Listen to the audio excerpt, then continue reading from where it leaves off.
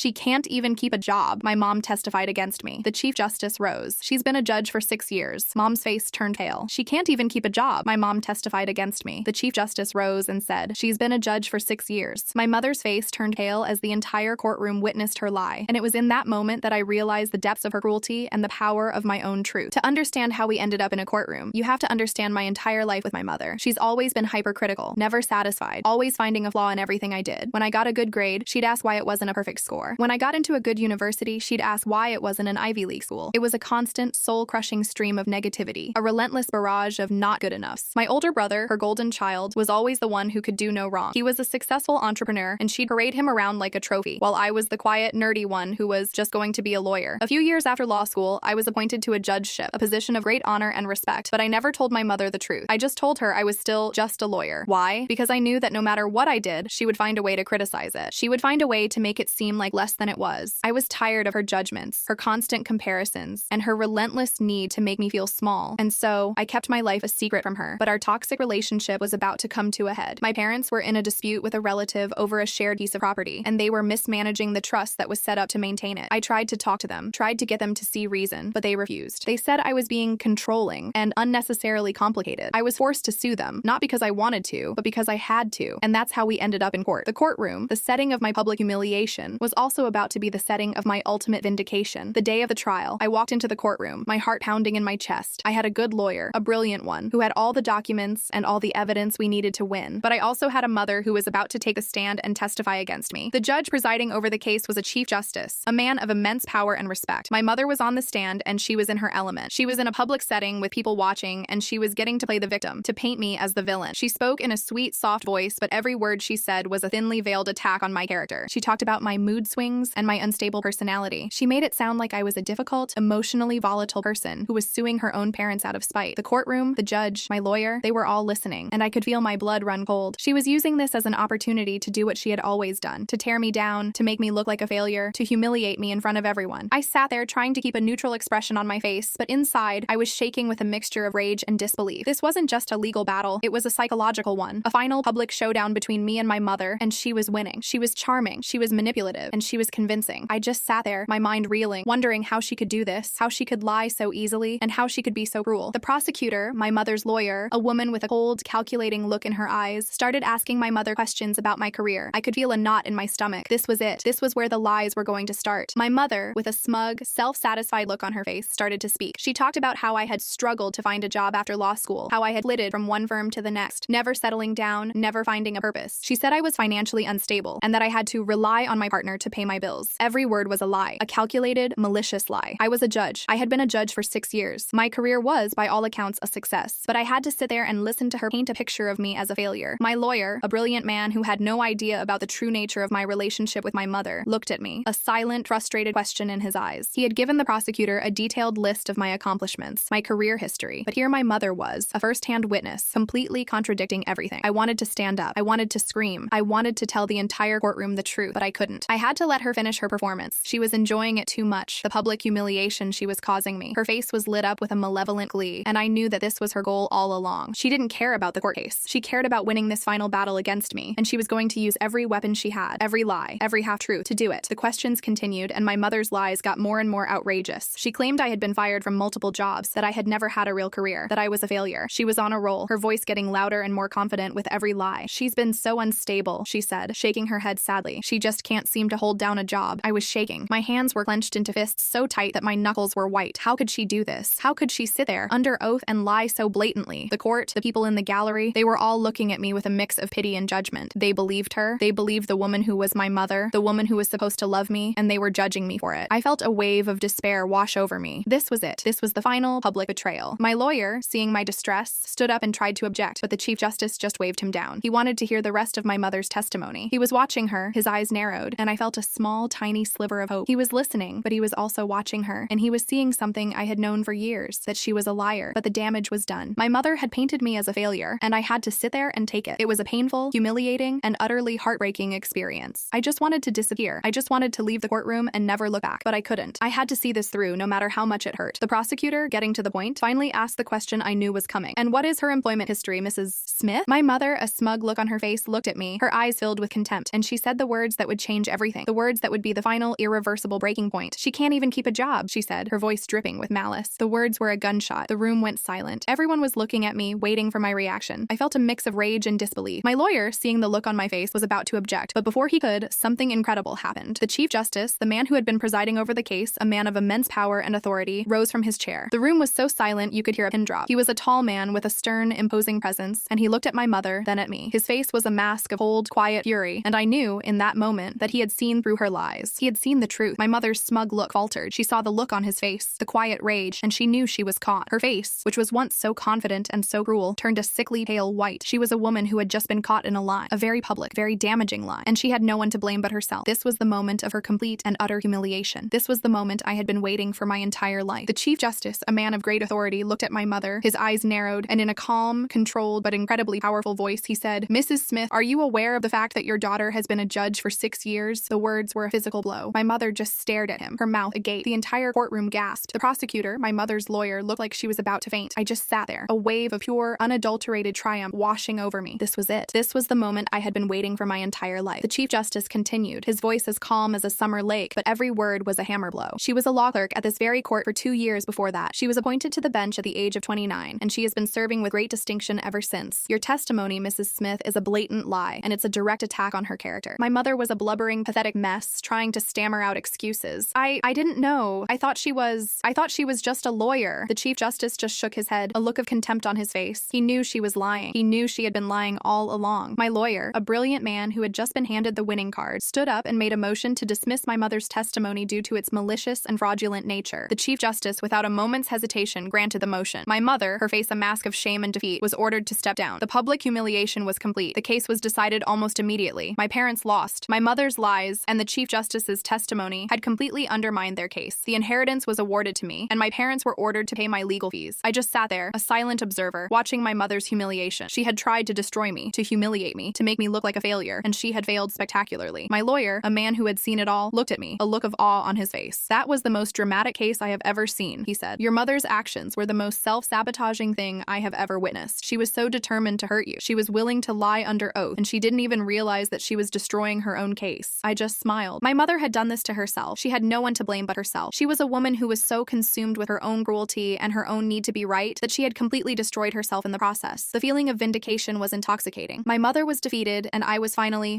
free. The public humiliation was a moment of pure, unadulterated justice, a moment that I would remember for the rest of my life. I had been vindicated, and I had been seen for who I truly was, not as the struggling lawyer my mother had painted me to be, but as a successful, respected judge. The fallout was predictable. My mother called me, but I didn't answer. I got text messages from other family members, the enablers, the ones who had watched this all play out, and they were all saying the same thing. "You've gone too far. You've humiliated your mother. You're a cruel person." I just sent them the court documents, the ones that showed my mother had lied under oath. I didn't have to say a word. The truth was right there, in black and white. Most of them just went silent. They couldn't argue with the facts. The ones who did, the ones who tried to lecture me about family, I just calmly told them the truth. "She's the one who chose to lie under oath," I said. "She's the one who chose to humiliate herself. She has no one to blame but herself." I hung up the phone and felt a wave of finality wash over me. I was done. I was done with the abuse, the lies, the manipulation. I was done with the constant need to prove myself. I was done with a family that had never loved me for who I was. The final update is a quiet one. The inheritance money is in my bank account. I've bought a small piece of land and I'm building a house on it. I'm thriving. My career is going well, and my partner and I are a strong, supportive team. My mother is still a bitter, angry woman who has no one to blame but herself. I don't talk to her anymore. We don't speak, and I don't plan on ever speaking to her again. The victory wasn't just in the courtroom. It was in the silence. It was in the freedom that comes from finally cutting off a toxic family member. It was in the ability to finally, truly be myself without fear of judgment. The greatest victory was not winning a court case, but finally being able to live my own life, to be my own person, to be free. The truth, no matter how hard it is to say, will always, always set you free. It was a painful lesson, but it was a lesson I had to learn, and now I can finally, truly live my own life.